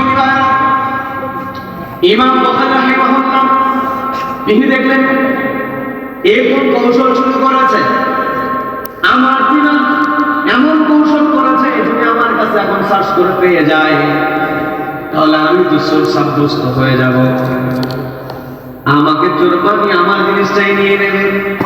আবার পরক্ষণ চিন্তা করলেন, এই দিনারের বর্ণনাটা একমাত্র আমি জানি, দিনারগুলো কেমন করে রাখা হয়েছে, দিনারগুলো কেমন, এগুলোর বর্ণনা তো দিতে পারবে না, আমি তো প্রমাণ দিয়ে আমি নিতে পারবো। তিনি চিন্তা করছেন কি করবেন। ওইদিকে নৌযানের মধ্যে ওই চতুর লোকটি, দুষ্ট লোকটি বারবার চিৎকার করে বলছে, আমার দিনার যদি না পাই আমার জীবন শেষ হয়ে যাবে, দীর্ঘদিন কষ্ট করে জমিয়েছি, আমি কেমন করে বাকি জীবন চলবো। এইরকম চিৎকার যখন শুরু করে দিয়েছে, দেখবেন গাড়ির মধ্যে যখন কোনো যাত্রী এলোমেলো আচরণ করে, সুপারভাইজার, কন্ট্রাক্টর কিংবা হেল্পার দ্রুত এগিয়ে এসে বলে, ভাই সমস্যা কি? বলে কি বলে না? ওই নৌযানের দায়িত্বে গেছিল, সে দৌড়ায় এসে বলছে, কি সমস্যা, কি হয়েছে তোমার? বলে আমার সমস্যা বলতে আমার সর্বনাশ। বলে কি সর্বনাশ? তোমার নৌযান চলার সময় আমার সঙ্গে 1000 দিনার ছিল, কিন্তু এখন দেখছি আমার কাছে 1000 দিনার নেই। তুমি সবাইকে সার্চ করার ব্যবস্থা করো, সবাইকে তল্লাশি করো, আমি দেখবো কে আমার দিনার চুরি করেছে। বলেন নাউযুবিল্লাহ। ঠিক আছে, তল্লাশি শুরু হয়ে গেল। ওই নৌযানের সবাইকে তল্লাশি করা হয়েছে, ইমাম বুখারীকেও তল্লাশি করা হয়েছে, কিন্তু কারো কাছে দিনার নাই। বলেন আল্লাহু আকবার, বলেন আল্লাহু আকবার। কারো কাছে দিনার খুঁজে পাওয়া গেল না। ওই নৌযানের যে দায়িত্ব ছিল ওই যাত্রীকে বলছে, কি ব্যাপার, তুমি কি সত্যি নৌযানের মধ্যে 1000 দিনার নিয়ে চলেছো? বলে হ্যাঁ চলেছি। যদি চলেই থাকো তাহলে সবাই কিন্তু তল্লাশি করলাম, কারো কাছে তো খুঁজে পাওয়া গেল না। বলে না, তল্লাশি এখনো শেষ হয় নাই, তোমার কি আমার সন্দেহ হয় নাকি? বলে হ্যাঁ সন্দেহ হয় একজনকে, আমি আর এই লোকটাকেই হয়, কারণ এই লঞ্চে এই নৌযানে ওঠার পরে আমি একমাত্র এনার সঙ্গে কথা বলেছি, যদি দিনার চুরি করে থাকে এই লোকটাই চুরি করেছে। ইমাম বুখারীকে দেখিয়ে দেয়, বলেন নাউযুবিল্লাহ। ইমাম বুখারীকে যখন সুন্দর তীর দেখিয়ে ইমাম বুখারীকে যখন দেখায় দিচ্ছে, ইমাম বুখারী তখন মুস্কি মুস্কি হাসে। কারণ যারা একমাত্র আল্লাহর উপরে আস্থা রাখে, একমাত্র আল্লাহকে ভয় করে, দুনিয়ার যে কোনো সিচুয়েশনে তারা সব সময় ফিট হয়ে থাকে। কি কথা বলে? সব সিচুয়েশনে ফিট, যেখানে রাখবে সেখানেই সঠিক। কি কথা বলে? যারা মুমিন হবে, যারা আল্লাহওয়ালা হবে, তারা কখনো ভেঙে পড়বে না, তারা সব সময় ফিট সোজা হয়ে থাকে। কথা বলেন ঠিক কিনা? ইমাম বুখারী মুসলিম হাসে। ইমাম বুখারী বলতে, যদি আমাকে সন্দেহ হয় তাহলে আমাকে আবার তল্লাশি করো, দেখো তো খুঁজে পাও কিনা। ইমাম বুখারীর দেহ তল্লাশি করে খুঁজে পাওয়া গেল না। ইমাম বুখারী নিজ থেকে বলছেন, এই যে আমার ব্যাগ এখানে রাখা আছে, এই ব্যাগ তল্লাশি করে দেখো তো ব্যাগের মধ্যে পাও কিনা। বলেন সুবহানাল্লাহ। ইমাম বুখারীর দেহ তল্লাশি করলে পাওয়া গেল না, ব্যাগ তল্লাশি করলে পাওয়া গেল না। একটু আগে যারা ইমাম বুখারীর দিকে নেগেটিভ চোখে তাকিয়েছে, ইমাম বুখারীর ব্যাপারে বলেছে, লোকটাকে দেখে তো ভালোই মনে হয়, আবার দিনারও চুরি করে। একটু আগে যারা এই কথা বলেছে তারা এই কথাটা উল্টায় ফেললো। ওই যাত্রীকে বল, তোমাকে দেখে শুরুতেই মনে করেছিলাম তোমার কাছে 1000 দিনার থাকবে, দেখলেই বলা যায়। কি কথা বলে? কথা বলে, তোমার কাছে 1000 দিনার নাই, খামোখা আমাদেরকে কষ্ট দিলা, খামোখা নাটক করলা কেন? ও চুপ হয়ে গেছে, ও আর কথা বলে না, কারণ কথা বলার সাহস তো ওর নাই, মিথ্যা সাধারণ নাটক। কি কথা বলে? ইমাম বুখারী মুস্কি মুস্কি হাসে, চুপ করে আছে। ওই যাত্রী ইমাম বুখারীর কাছে বসবে, সে সাহস তো আর নাই, দূরে গিয়ে বসে আছে। কিন্তু ইমাম বুখারী তার টার্গেট হলো মানুষের সঙ্গে কথা বলে তাকে সত্যটাকে বুঝিয়ে দেওয়া। ইমাম বুখারী তাকে ইশারা দিলেন, কারণ ইমাম বুখারী ইশারা না দিলেও তো কথা বলার সাহস পাবে না। ইমাম বুখারী এগিয়ে গেলেন, গিয়ে কথা বলা শুরু করলেন। কি হলো, তোমার কি মনের অবস্থা? আমার কাছে কিছু জানতে চাও কিনা? যদি কোনো প্রশ্ন থাকে আমাকে করতে পারো। এই কথা বলার সঙ্গে সঙ্গে ওই যাত্রী বলতেছে, ভাই তোমাকে কি আর প্রশ্ন করবো, সবকিছু কেউ না বুঝলে তুমি তো বোঝো, তবে আমার বড় জানার ইচ্ছা, তোমাকে দেখে তো মনে হয় তুমি ভালো মানুষ, সত্য কথা বলো, তোমার লেবাস, তোমার কথাবার্তায় তোমাকে ভালো মানুষ মনে হয়েছে, তুমি তো মিথ্যা কথা বলার লোক না। তুমি আমাকে লঞ্চে ওঠার পরে বলেছো তোমার কাছে 1000 দিনার আছে, আসলে কি 1000 দিনার আছে? এই কথা কি সত্য বলেছো নাকি? বলে, আমি সত্য কথা বলেছি, আমি কখনো মিথ্যা কথা বলি না, সবসময় মিথ্যাকে এড়িয়ে যাওয়ার চেষ্টা করি, সবসময় সত্য কথা আমি বলি, কখনো মিথ্যা কথা আমি বলি না, সবসময় সত্য কথা বলি। তাহলে সত্য কথাই যদি বলে থাকো, তাহলে আমাকে যে বললে 1000 দিনার, দিনার কোথায়? যদি সত্যি দিনার থাকে, দিনাইটা তুমি কি করলে? ইমাম বুখারী বলছে, তুমি যখন শুরুতেই লঞ্চের মধ্যে চিৎকার চেঁচামেচি শুরু করেছিলে, তখনই তো আমি দিনারের ব্যাপারে সিদ্ধান্ত নিয়ে ফেলেছিলাম। বলেন আল্লাহু আকবার, আল্লাহু আকবার। কি সিদ্ধান্ত? এটা বলবো না শেষ করে দেবো? শেষ করবো? আজকে শুনবেন। আচ্ছা, আমার একটা লিমিট ছিল 11টা 30 মিনিট হলেই হয়ে যায়, যখন মোটামুটি 11টা 30 মিনিট হয়ে গেছে, তাও বলবো না, বলি আলহামদুলিল্লাহ। এই যেমন এই মহাব্বতকে আল্লাহ কিয়ামত পর্যন্ত কবুল করুন। বলে না আমিন, বলে না আমিন। একেবারে এক বাক্যেই শেষ হয়ে যায়, আমরা শেষ করে ফেলবো। আমরা এই মাদ্রাসার জন্য দোয়া করবো, এলাকাবাসী সবার জন্য দোয়া করবো, পর্দার অনেক মা বোনেরা তারা এসেছে, তাদের জন্য দোয়া হবে। সর্বোপরি এই দুনিয়া ছেড়ে আমরা চলে যাব, আমাদের পূর্বপুরুষ যারা চলে গিয়েছে তাদের জন্য আমরা দোয়া করবো। আমরা যে শিক্ষাটা নিব আজকের মাহফিল থেকে, সেটা হলো আমার আপনার ওয়াদার, আমি আপনি যে আলোচনা শুনলাম, এই আলোচনার শুরুতেই আমি পবিত্র কোরআনের 9 নম্বর সূরা, সবাই একটু কষ্ট করে বলেন তো কত নম্বর সূরা? কষ্ট করে বলেন কত নম্বর সূরা? 9 নম্বর সূরা, সূরা তাওবা। সূরার নাম কি বলেন? জোরে বলেন, সূরার নাম কি? একটু মুখস্থ করা দরকার। আসলে কি আজকে দিলাম 9 নম্বর সূরা, সূরার নাম কি? তাওবা। 119 নম্বর আয়াত আল্লাহ বলছেন, ইয়া আইয়ুহাল্লাযীনা আমানু তাকুল্লাহ, ওহে যারা ঈমান করেছো, আমি আল্লাহ আমাকে ভয় করো। তার মানে আমার আপনার 1 নম্বর আজকের আলোচনার যে ওয়ার্ড আল্লাহ আমাকে আপনাকে দিয়েছেন, 1 নাম্বার আমি আপনি ভয় করবো একজনকে, তিনি কে? 1 নাম্বার আল্লাহকে ভয় করবো। এরপরে আল্লাহ বলেছেন সত্যবাদীদের সঙ্গী হয়ে যাও। আমরা কাদের সঙ্গী হব? বলেন বলেন, সত্যবাদীদের সঙ্গী হয়ে যাব। এরপরে আল্লাহ সূরা আল ইমরানের 110 নম্বর আয়াত, 3 নম্বর সূরা, আয়াত নম্বর 110, আল্লাহ বলেন তা'মুরুনা বিল মা'রুফ ওয়া তানহাউনা আনিল মুনকার, সৎ কাজের আদেশ দেবে, অসৎ কাজে বাধা প্রদান করবে। ওয়া তু'মিনুনা বিল্লাহ, ঈমান আনবে একজনের উপর, তিনি কে? সবাইকে বলো তিনি কে? তার মানে আজকের আলোচনা থেকে আমাদের যে শিক্ষা সেটা হলো আমি আপনি নিজে ভালো কাজ করব এবং ভালো কাজ সমাজে প্রতিষ্ঠিত করতে হবে আমাকে আপনাকে। কি কথা বলেন? এটা তো আমার কথা না। আল্লাহ বলেন তা'মুরুনা বিল মা'রুফ, সৎ কাজের আদেশ দাও। আল্লাহ বলেন না যে সৎ কাজ করো, তা'মানুনা বলেন না যে সৎ কাজের আমল করো, এটা বলেন না। আল্লাহ বলেন তা'মুরুনা বিল মা'রুফ। এই তা'মুরুনা এই জায়গায় তাদের দুইটা কথা বলে দিয়েছেন। একটা হচ্ছে তুমি সৎ কাজটাকে নিজে করো এবং এটাকে সমাজে প্রতিষ্ঠা করো। দ্বিতীয় নাম্বার আল্লাহ বলেন ওয়া তানহাউনা আনিল মুনকার, অসৎ কাজে বাধা প্রদান করো। তার মানে আমি আপনি যেই কাজ করি, খারাপ কাজ যদি আমার আপনার মধ্যে করার অভ্যাস থাকে, ওটা বাদ না দিয়ে যদি কাউকে বলি তুমি এটা করো, মনে বিড়ি করে তুমি বিড়ি করবে, বলতে এই বিড়ি খাস না, বলবে নিজের সরকার আগে তেল। কি কথা বলেন? কি কথা বলেন? তার মানে অসৎ কাজে বাধা প্রদান করতে যাব, তাহলে আমাকে আপনাকে অসৎ কাজ থেকে আগে দূরে থাকতে হবে। তার মানে 4টা কাজ: সৎ কাজ নিজে করা, সেটা প্রতিষ্ঠা করা, অসৎ কাজ থেকে নিজে দূরে থাকা, এবং অসৎ কাজ যেখানে আছে সেখানে বাধা প্রদান করা। আর বাধা প্রদান করতে গেলে যদি বিপদ আসে তা অকুল করা একজনের উপর, তিনি কে? সবাইকে বলো তিনি কে? এই 4টা কাজ যেন রব্বুল আলামিন আমাদের করার তৌফিক দান করেন, বলেন আমিন।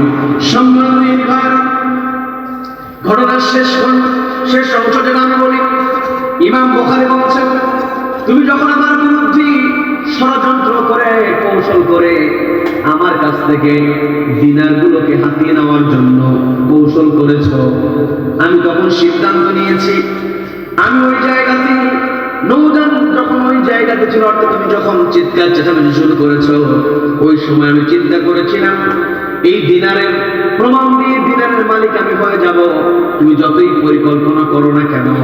কিন্তু আমি ভেবে দেখলাম যদি আমি দিনারটা আমার কাছ থেকে পাই, পাওয়ার সঙ্গে সঙ্গে আমাকে অপরাধী করা হবে, অভিযুক্ত করা হবে। যতক্ষণ না পর্যন্ত আমি প্রমাণ করতে না পারবো যেটা আমার দিনার, আমার দিরহাম, ততক্ষণ সময়ের জন্য হলেও তোমাকে চোর সাব্যস্ত করা হবে। আর আমাকে যদি চোর সাব্যস্ত করা হয়, যারা নবীকে সহ্য করতে পারে না তারা নবীদের বিরুদ্ধে অভিযোগ নিয়ে আসবে। কারণ আমার টার্গেটটা হলো, আমার কাজ হলো আমি নবীদের কথাগুলো সংগ্রহ করি। আল্লাহু আকবার, আল্লাহু আকবার। নবীদের কথাগুলো কেমন সংগ্রহ করি? ইমাম বুখারী নবীজির কথাগুলো কেমন করে সংগ্রহ করেছেন? দীর্ঘদিনের পথ, 1 মাসের পথ পাড়ি দিয়েছেন। আলেম ওলামা এখানে আছেন, তারা সহজেই বুঝবেন। 1 মাস পথ পাড়ি দিয়েছেন, পাড়ি দিয়ে গিয়ে দেখবেন একজন ব্যক্তির কাছ থেকে তিনি হাদিস নেবেন। ওই ব্যক্তি, তার সামনে ছাগল আছে, ছাগলকে পাতা দেখিয়েছে, পাতা দেখায়, লোক দেখায় ছাগল যখন এগিয়ে এসেছে, পাতা না দিয়ে ছাগলকে ধরে ফেলেছে। কারণ ছাগল পালতে গেলে এমন কৌশল করার দরকার আছে না নেই? ইমাম বুখারী দেখেন যেই মানুষ অবলা জন্তুকে ফাঁকি দিয়ে পাতার লোক দেখায় কিন্তু পাতা খাওয়ায় না, এই লোকের কাছ থেকে আমি হাদিসই নেব না, বলেন আল্লাহু আকবার। আবার এটার দ্বারা মনে করেন যারা গরু ছাগল লালন পালন করে ওই ফাঁকি দেওয়া যাবে না, এটা কিন্তু আমি মাসালা দিলাম। উনি এটাকে অধিকতর তাকওয়ার কথা বলেছেন। কারণ যারা ছাগল পালে সবথেকে কষ্টের কাজ যদি হাইড্রোলিক ব্রেক মারে। কি কথা বলেন? ছাগলের ব্রেক কিন্তু হাইড্রোলিক ব্রেক। যদি ব্রেক মারে আপনি ওকে আর হাঁটায় নিয়ে আসতে পারবেন, খাইবে করে নিয়ে আসতে পারবেন। কি কথা বলেন? তাহলে তারা ছাগল পালে, তাদের ওটা বিষয়, ওইদিকে যাবো না, আপনারা কৌশল করিয়ে সমস্যা নেই। কিন্তু ইমাম বুখারীর কথা, আমি যদি নবীর হাদিস সংগ্রহ করি এমন লোকের কাছ থেকে করবো না যেই লোক এই কৌশলটাও করে, এই ফাঁকিটাও দেয় না। তার মানে ইমাম বুখারী কত সেন্সিটিভ ভাবে হাদিসগুলো সংগ্রহ করেছেন। তিনি বলছেন আমি যদি নবীর কথাগুলো সংগ্রহ করি, যদি আমার উপরে চুরির তকমা থেকে যায়, যারা আমার বিপক্ষে যারা আছে, আমি অপরাধ করি আর না করি, আমার উপরে তকমা লাগানো আছে, আমাকে না ধরতে না পারলে শেষ পর্যন্ত ওই অস্ত্র ব্যবহার করবে। কি কথা বলেন? কি কথা বলেন? আরো পৃথিবীতে এইরকম অস্ত্র ব্যবহার করা, এইরকম শব্দ প্রয়োগ করা অপকৌশল আছে না নাই? আছে না নাই? সম্মানিত ভাইরা, কতগুলো বুঝে নেবেন, ইশারায় যথেষ্ট। সম্মানিত আমার চৌরাসার ভাইয়েরা, ইমাম বুখারী বলছেন, আমার উপরে ক্ষণিক সময়ের জন্য চোররাবাদ আসুক, এটা আমি চাই নাই। দীর্ঘদিনের জন্য আমি 1000 দিনার নিয়ে বেরিয়েছি। পথের মধ্যে আমি কোথায় কি খাবো, কেমন করে চলবো, এই জন্য 1000 দিনার নিয়ে বেরিয়েছি। কিন্তু 1000 দিনার যদি আমার কাছে থেকে যায়, আমি তো চোর সাব্যস্ত হয়ে যাই। যেই রব আমাকে 1000 দিনার জমানোর সুযোগ দিয়েছেন, যেই রব আমাকে 1000 দিনার নিয়ে ঘর থেকে বের হওয়ার সুযোগ দিয়েছেন, ওই রব চাইলে আমাকে বাকি সময়টা পার করাবেন। এই কথা চিন্তা করি আমি আমার কাছে থাকা 1000 দিনারের থলেটাকে ওই জায়গাতে পানির মধ্যে ফেলে দিয়েছি। আল্লাহু আকবার, আল্লাহু আকবার। ইমাম বুখারীর এই ঘটনা একদম অথেন্টিক ঘটনা, বানানো কোনো ইচ্ছা নয়। এই ঘটনা থেকে আমার আপনার শিক্ষা নিতে হবে। সেটা হলো, আমি আপনি যে কোনো পরিস্থিতিতে যদি আমাকে আপনাকে ইসলামের পক্ষে কাজ করতে হয়, আমাকে আপনাকে যদি ত্যাগ করতে হয়, ত্যাগ আমাকে আপনাকে করতে হবে। কি কথা বলেন? যেটা বলেন, এই ত্যাগ করতে গিয়ে ভরসা রাখবো আমরা একজনের উপরে, তিনি কে? সবাইকে বলবো তিনি কে? আমরা আলোচনা শুনলাম, 1 নম্বরে আমরা ভয় করবো আল্লাহকে, 2 নম্বরে আমরা থাকবো সত্যবাদীদের সঙ্গে। যারা মিথ্যাবাদী হবে এদের সঙ্গে মুসলমানের কোনো সম্পর্ক হতে পারে, যারা হারাম হবে এদের সঙ্গে মুসলমানের কোনো সম্পর্ক হতে পারে। যখন কোনো মানুষ নিজের টাকা হারাম বাড়িয়ে ফেলে, ও আর আল্লাহর দরবারে সম্মান পায় না। কি কথা বলে? যার আল্লাহর দরবারে সম্মান নাই, ওই ব্যক্তি কখনো মুসলমানের সঙ্গী হতে পারে। আমরা আল্লাহকে ভয় করব, আমরা সত্যবাদীদের সঙ্গী হব, সমাজের সৎ কাজ নিজে করব, সৎ কাজের আদেশ দেব, অসৎ কাজ থেকে নিজেকে দূরে রাখবো এবং অসৎ কাজ যেখানে হবে ঐক্যবদ্ধ হয়ে সেখানে বাধা প্রদান করব। এই কাজ করে পৃথিবী থেকে যেন আমরা বিদায় হতে পারি। সত্যের ব্যাপারে আমাদের কোনো আপোষ হবে না। আর পৃথিবীতে সবচেয়ে বড় সত্য হলো একটি কিতাব, সেই কিতাবের নাম কি? সবাইকে বলে সেই কিতাবের নাম কি? তার মানে সত্যবাদীদের সঙ্গী হতে হলে যার কাছে কোরআন আছে তারই সঙ্গী হতে হবে। রব্বুল আলামিন আমাদের কোরআনের সঙ্গী হওয়ার তৌফিক দান করুন, বলেন আমিন। ওয়া আখিরু দাওয়ানা আলহামদুলিল্লাহি রাব্বিল আলামিন। কারো কোনো কথা আছে? সমাপনী কোনো কথা আছে? আচ্ছা, সবাই আস্তাগফিরুল্লাহ।